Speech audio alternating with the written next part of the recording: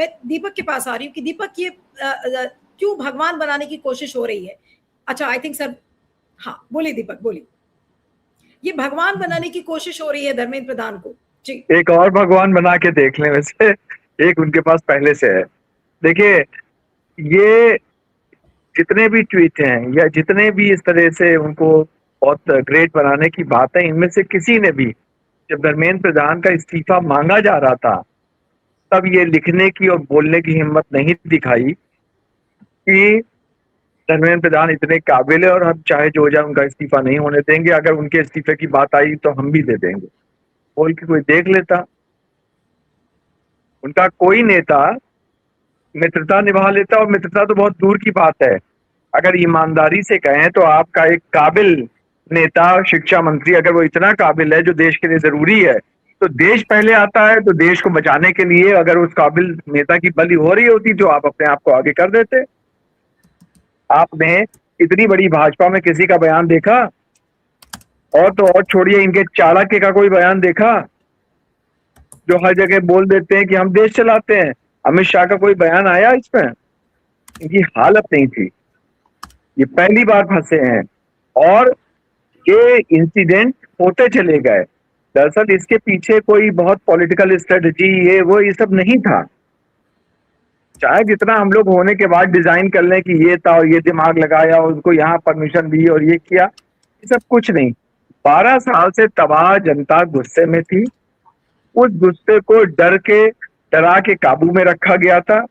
डर इस बात का है कि रोजी रोटी के संकट इतने ज्यादा हो गए हैं, बेरोजगारी इतनी ज्यादा है कि अगर हम बोलेंगे तो हम कौन पुलिस थाने के चक्कर में पड़ेगा, हमारा क्या होगा, नौकरी छूटेगी, ये होगा, तो कोई बोल नहीं पाता है। जनता पे इंडिविजुअल अटैक किए जाते थे। ये पूरा माहौल था। इस माहौल के बीच में एक टूटा गुस्सा, और वो देखते ही देखते खटाखट फैलता चला गया। और जब हम जेनजी बोलते हैं तो हमारे दिमाग में एक अर्बन पढ़े लिखे कम्युनिटी से आए हुए बच्चे जो फैशन परस्त हैं, जो अच्छी भाषा जानते हैं, उनकी छवि आती है जेनजी में। पर जेनजी को हम इस तरीके से मत देखें। जेनजी एक वो हिस्सा है जो नरेंद्र मोदी की सरकार देखते हुए बड़ा हुआ है, और नरेंद्र मोदी की सरकार इतनी देखी है कि वो स्टेट में किसी और की सरकार रही हो या कोई और चीफ मिनिस्टर रहा हो वो भी नहीं जानता है, क्योंकि एक भगवान बनाने में वो सबको खा गए थे। पेट्रोल पंप से लेकर कोरोना के कार्ड से लेकर उनके अपने चीजों से लेकर हर होर्डिंग, हर विज्ञापन, हर प्रचार, हर अखबार सिर्फ नरेंद्र मोदी, नरेंद्र मोदी, नरेंद्र मोदी वो देख रहा था। और इस पूरी छवि ने, देखिए, धर्मेंद्र प्रधान का इस्तीफा मांगा गया है लेकिन गालियां नरेंद्र मोदी को मिली है। आप ये फर्क देखिए, अब देख लीजिए, आप उसको एनालाइज करिए। अमित शाह को वो गालियां नहीं मिली, आपको गडकरी को नहीं मिली। शिक्षा मंत्री धर्मेंद्र प्रधान का इस्तीफा मांगा जा रहा है लेकिन उनके कितने पोस्टर मौजूद हैं। गालियां, ऐसे तो होता नरेंद्र मोदी से शिकायत होती, पर गालियां क्यों मिल रही है? मजाक उनका क्यों बन रहा है? इसलिए हो रहा था कि ये जो उस समय 12 साल, 14 साल, 15 साल के लोग रहे होंगे और आज 25-28 साल तक के हो गए हैं, इन्होंने सिर्फ झूठ और विज्ञापन देखे। इनके हाथ में कुछ नहीं आया। इन्होंने तमाशे देखे, इन्होंने हेट देखी।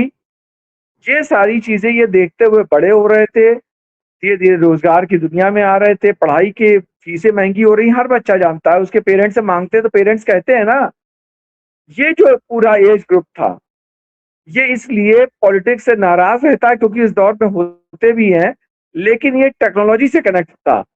ये जो टेक्नोलॉजी वाला जेन जी का मतलब एक खास उम्र में दौर में पड़े हुए लोग जो टेक्नोलॉजी से खेलते हैं। वो कस्बे के बच्चे भी वही खेल रहे हैं। उनकी रील अलग होती है, उनके कंटेंट अलग होते हैं।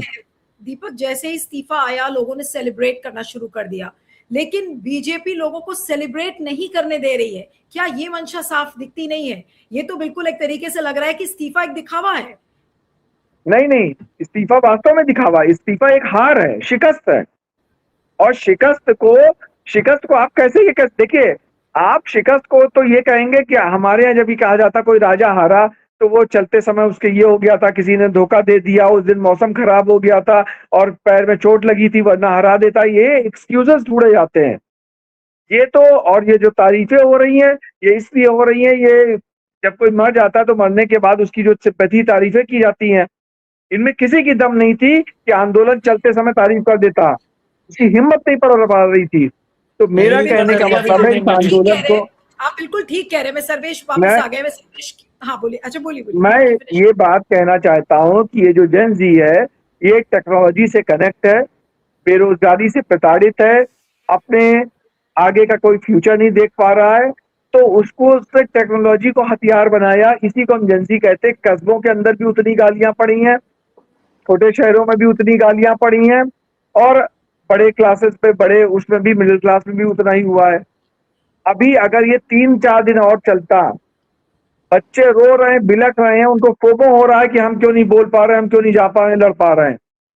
तो मुझे लगता है कि ये भारतीय जनता पार्टी की अब तक की सबसे बड़ी शिकस्त है, क्योंकि आने वाले समय के वोटर, आने वाले समय के कम्युनिकेटर, आने वाले समय के प्रचारक, आने वाले समय का जो पूरा एक मतलब जो पूरा सिस्टम तैयार करने वाले लोग हैं, वो आपको एक गाली में बदल चुके हैं, एक मीम में बदल चुके हैं, एक चुटकुले में बदल चुके हैं।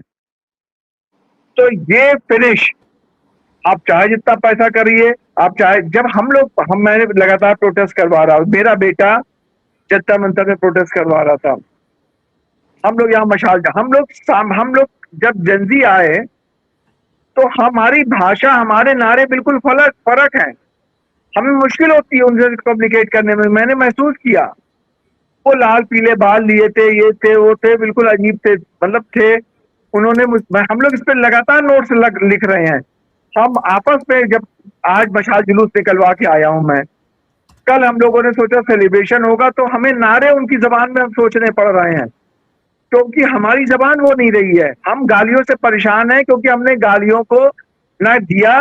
गाली हमारे यहाँ हमारी पीढ़ी गुस्से में देती थी, गुस्से में गाली देती थी। वो ये मजे में देते हैं, ये गाली को विजुलाइज नहीं करते हैं, ये बेखौफ है। बेखौफ हम चिंता करते थे, तो क्योंकि इस पीढ़ी के पास खोने को कुछ नहीं था, इसने कोई गलत नहीं किया, इसका कोई गुनाह नहीं है, इसकी कोई वो नहीं, तो ये लड़ गई, और ये लड़ गई। गुस्सा पहले से मौजूद था, और ये शिकस्त यहाँ खत्म नहीं होने जा रही है, ये आगे जाएगी, ये लंबी जाएगी। देखिए, क्योंकि इसी पीढ़ी को आगे पूछ जो एक संभालने और सवाल है, चलना है। आप ठीक कह रहे हैं कि ये लड़ाई लंबी चली जाएगी।